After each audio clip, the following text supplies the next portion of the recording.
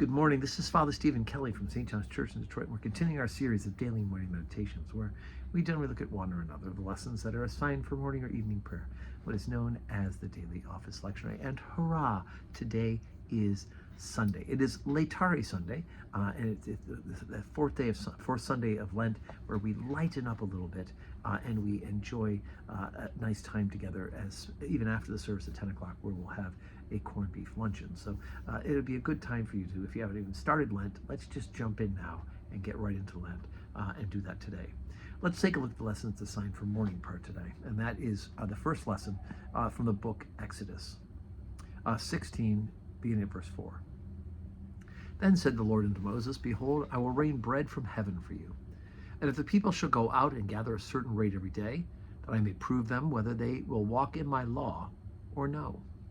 And it shall come to pass that on the sixth day they shall prepare that which they bring in, and it shall be twice as much as they gather daily. And Moses and Aaron said unto the people of Israel, At even, when ye shall know that the Lord hath brought you out of the land of Egypt, and in the morning when ye shall see the glory of the Lord, for that he heareth your murmurings against the Lord. And what are we that ye murmur against us? And Moses said, This shall be, when the Lord shall give you in the evening flesh to eat, and in the morning bread to the full. For the Lord heareth your murmurings which ye murmur against him. And what are we? Your murmurings are not against us, but against the Lord. And Moses spake unto Aaron, Say unto all the congregation of the children of Israel, Come near before the Lord, for he hath heard your murmurings. And it came to pass, as Aaron did unto the whole congregation of the children of Israel, that they looked towards the wilderness. Behold, the glory of the Lord appeared in the cloud.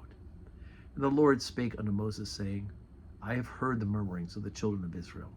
Speak unto them, saying, At even ye shall eat flesh, and in the morning ye shall be filled with bread, and ye shall know that I am the Lord your God.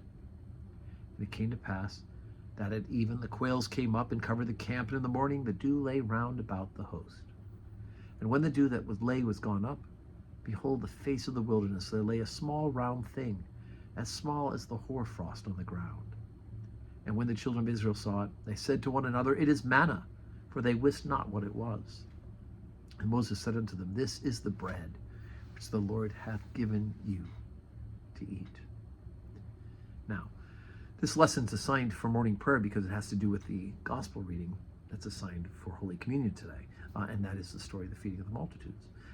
Here's God providing for his people. He's freed them from slavery. He's brought them out from slavery in Egypt, and they're complaining, they're murmuring, they're hungry. And so they have to trust God that, in fact, he will provide for them every day meat and bread. So in the evening they have quails, in the morning they have manna. There's a bread from heaven. And so the whole thing of manna, the idea that God provides for his people, the fact that it is bread from heaven, all of that ties into what Jesus is going to tell us about himself, that he is the bread of life, right? That he has provided the bread which will feed us to eternal life, which ends up being Jesus' own body in the Blessed Sacrament.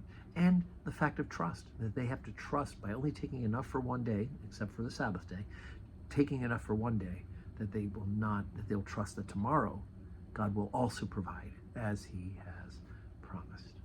So anyway, that's good stuff. I hope you can join us today for worship.